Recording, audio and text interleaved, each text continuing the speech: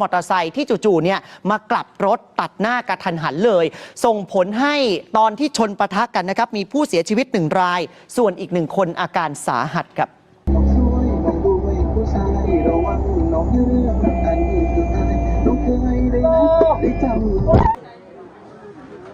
สบายดีทุกคนสบายดีพี่น้องเบิร์ดสมองสบอนเด้อมื่อนี้เมียวมางานศพเด้อทุกคนได้มางานศพมื่อนี้นะแปลว่างานศพเนี่ยก็คือแปลว่าคนที่เสียชีวิตในเพิ่นไปเฮ็ดเวียกอยู่ประเทศไทยแหละโดนรถชนท้ายเสียชีวิตกำลังออกข่าวดังๆกับพี่น้องแรงงานชาวลาวที่จังหวัดชุมพร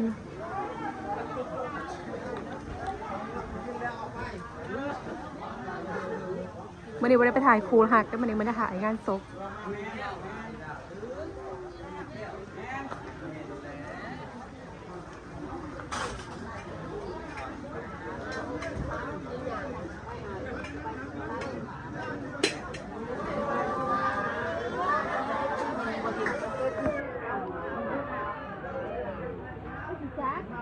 เหลืองเนี่ยบริเวณลูกเหลืองโดยสบายดี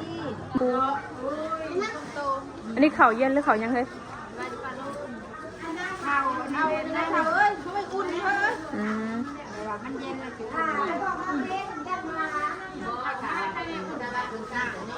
เขาผัดอ่ะแจ็คกันแม่อยู่ในห้องน้ำ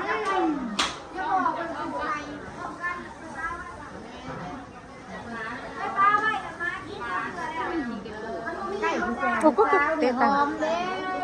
ได้กินอยู่ว่าเอ็งเขาไม่ได้กินเจ้าของวะ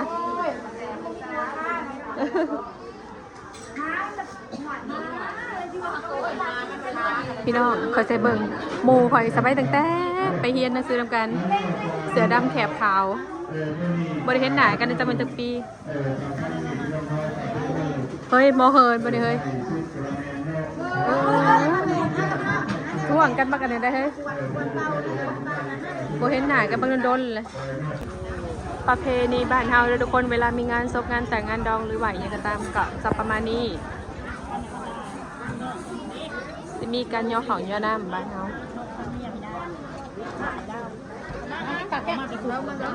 งานได้กันใดเขาจะก็จะมีแบบซีดต้องมีซีดมีอะไรในเขากล้องได้คนเห็นทั่วโลกนะแบบนี้นะสบายดีพี่น้องกันแน่สบายดีพี่น้องข่าวเขามาที่เด้อคอนโซลเราบอกมาเลยเด้อคำว่าโซลละเงียบโสดแต่มื้อนี้นั่นไอเสือที่สมเพลงโสดขักอาจารย์โคตรเห็นไหมโสดเด้อมื้อนี้เด้อข้าเจ้าโสดแต่เฉพาะมื้อนี้นอกจากนี้กับโบยักจากมื้อนี้โสดแต่มื้อนี้โสดแต่มื้อนี้เด้อ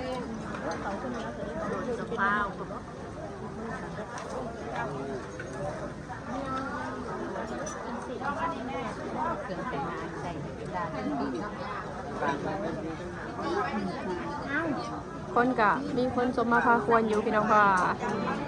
เขาเจ้าก็ประกาศลายมือแล้ว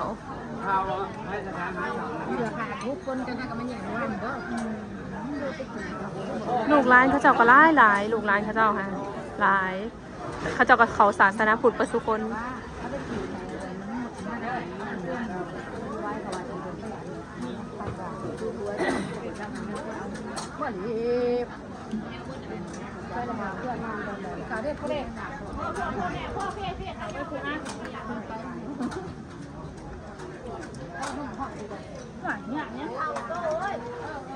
จะไปลงหัวกองได้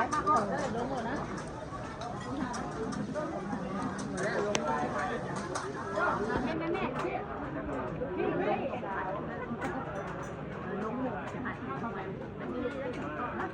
หนังจำแล้วเป็นหนังหนังที่นอนยังไงถึงเอาน้ำหนุกว่าคดีหนังคุณยายไปบอกได้วันนั้น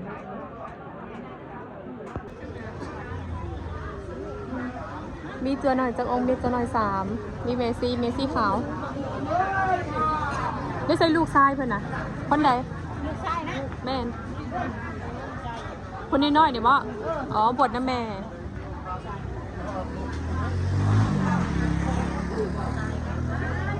ม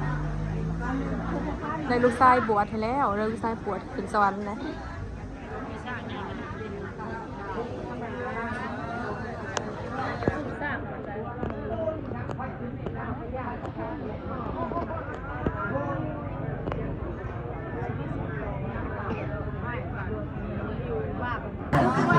ไปค่ะคณะจริงๆนะคะประตูชิ้นเนี่ย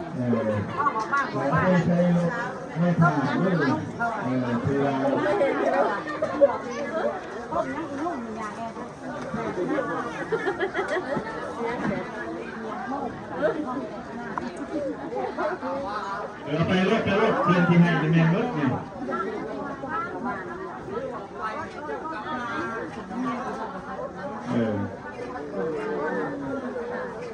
เอาไปดีๆกับหมดได้เนาะทุกเทียนเอาไปหมดทุกคนเมย์ทำใจมาได้นะกูเป็นเมย์เนาะเพราะว่าไม่ได้เสียแบบธรรมศาสตร์ด้วยแบบจากไปแบบด่วนๆเลยแมนเบิร์ดผ่านไล่ของคนไหนเจ้าหน่อยทางเนียนคนเชี่ยวนะคนมาคนหาตัวนึงเนาะอีตนรอเด้บ่ถือไฟกับบ่หูเนาะทุกคนการเสียผู้อยู่เพื่อนก็จัดแจงเด้อล่างตามที่ท้องกับมวยเนาะใส่พอเป็นที่มันสิเปียกแล้วพอก็ตั้งสิน้ำอบน้ำหอมใส่เนาะยำใหญ่ใส่สวยไปได้ไปในทางลูกหลานเฮาก็ถือว่าเป็นคนละคนเนี่ยเนาะพวกมาพวกแพงก็ถือว่าได้มาอันนั้นให้ปัจจุบันที่พวกกินพวกกินเถื่อนแล้วเนาะไปเกิดดีถึงสุขสู่สวรรค์สั้นฟ้าเนาะถือว่ามีญาติพี่น้องทุกภาคส่วนได้มาทรงเสียเจ้าเป็นพันทุกท่ายร่วมมาอยู่ในการก็ยึดเ8 ปีแล้วพี่น้องเนาะกำลังต้อง34 ปีการถือว่าต้องที่พอคิดคาดทำก็ถือว่าเป็นนาทีสุดท้ายในวันที่16เวลา8 โมงบ่ายในนอกก็ถือว่าได้เกิดขึ้นพี่น้องเนาะยาวพักเอาพักก่อนพักตรวจก่อนนี่เด้อเอาศาสตร์ให้เราบอกให้เอาไปพื้นหนึ่งเด้อเอาไปตัวนี้เอาไปเด้อศาสตร์นี่เด้อเอาไปเลยเอาไปเห็นปุ๊บตัวนี้เอาไปให้เราศาสตร์นี่เอาไปศาสตร์ที่ว่าอยู่ในโรงศพเอาไปเลยคนเอาไปเลยก็พอยังหื้ออยู่เอาไปเลยตัวเองว่าไปเลยเป็นยังหื้ออ๋อเอาไปเลยไปแล้วเป็นหื้อจ้าตัวเองพิษกันแนวนั้นเจ้าพิษเอาไปเลยมาได้ว่าพุกจ้า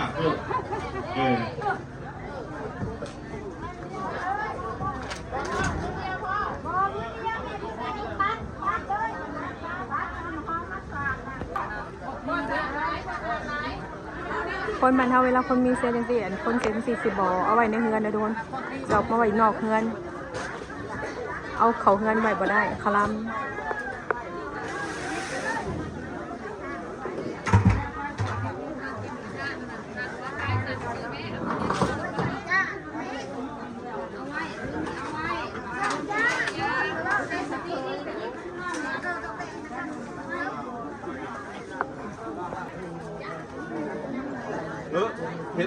เฮ็ดคุดแล้วเสียมไปคุดเฮ็ดคน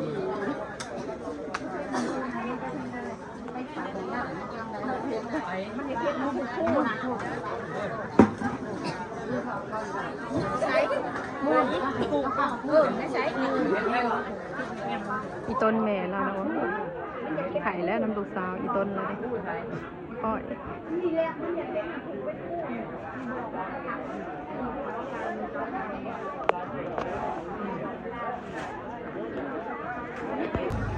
เพลงเลยเด้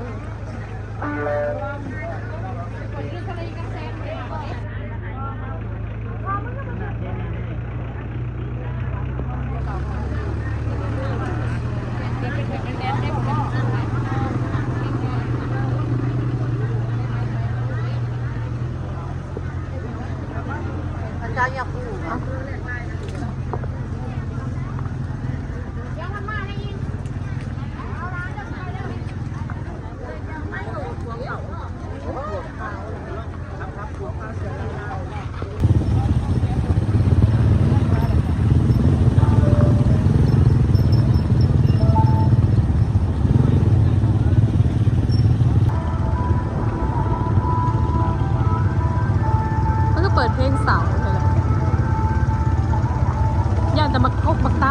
อย่างกบักตาเนี่ยมาดู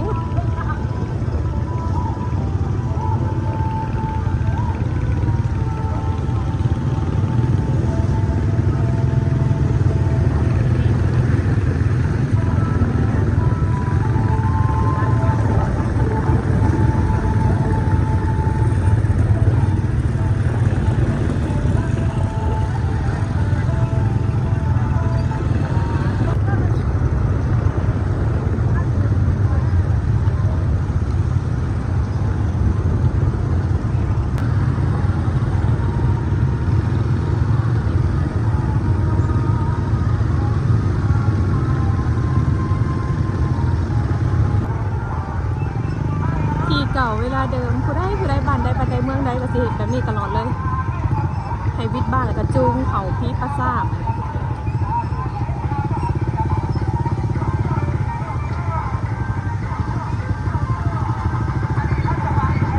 จัว3 องค์พ่ออีเมย์กับจัว3 องค์แม่ออกแม่ซีขาว13พ่ออีเมย์อันเขาเจ้าจากองค์บุ๊กพ่ออีเมย์กับคนร้ายพี่น้องเลยมือเมเซียกันเลยขนาดเสียมือเดียวด้วยเขาก็จับกับคนร้ายคือกันอยู่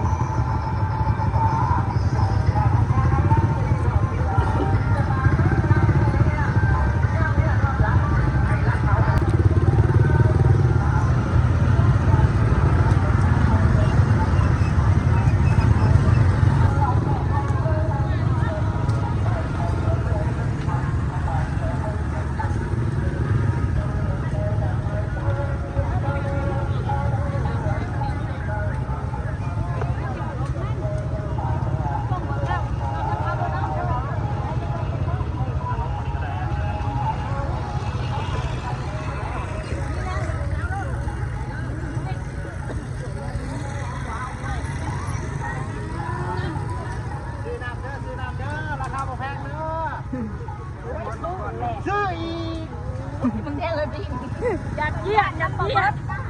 กว่ากระโปรงไว้แล้ว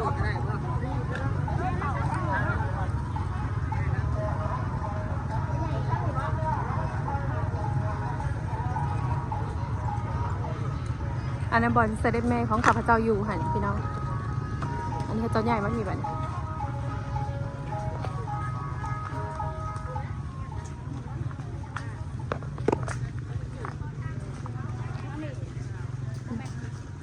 ฮักฟื้นก่อน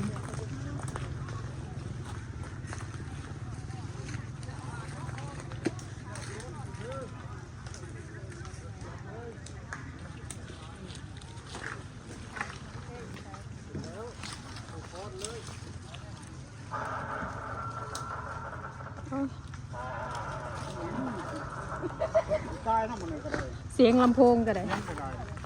จะเบิดเหมือนกัน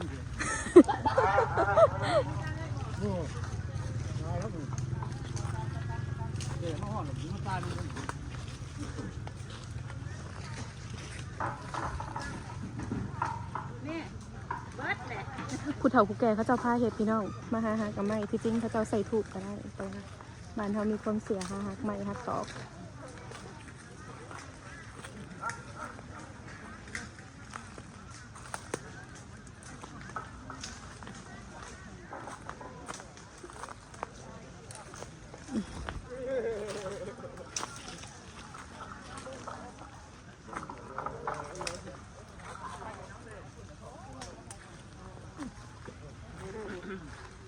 เอาเธอกับมาบ่เฮ้ยแม่จ้าสวัสดีค่ะ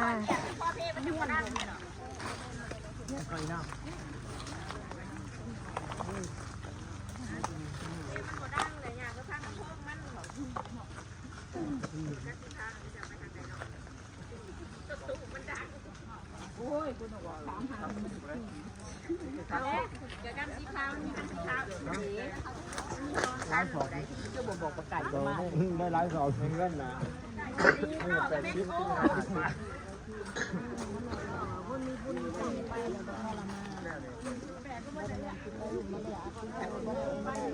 แม่มาส่ง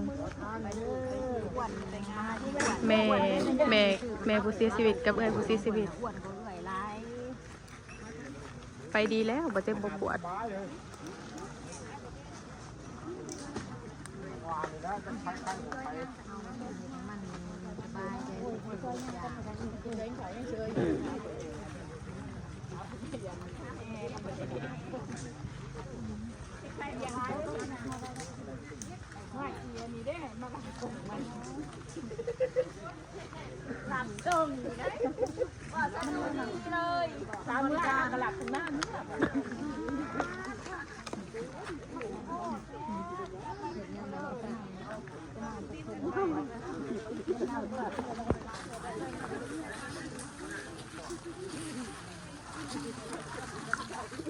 ตอนรถก็จะกระถอยตูดมาได้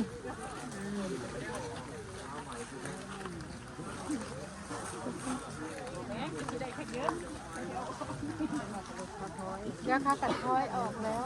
เดี๋ยวนี้ออกรถทางมันไม่ยื่นมาถึงมองกันเลย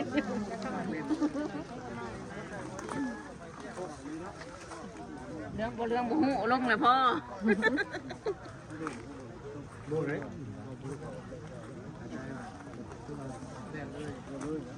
พระเจ้าสิทางเข้ามาพี่เรื่อยๆเลยด้วย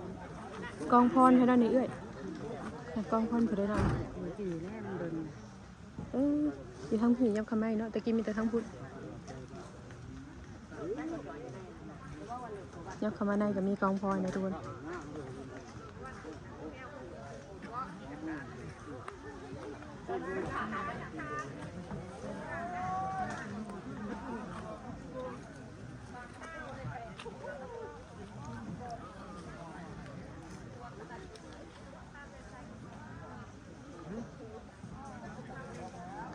จริงๆบ้านเฮานะสิมีแบบว่าสร้างเมมขึ้นมาในป่าซ่าแล้วทุกคน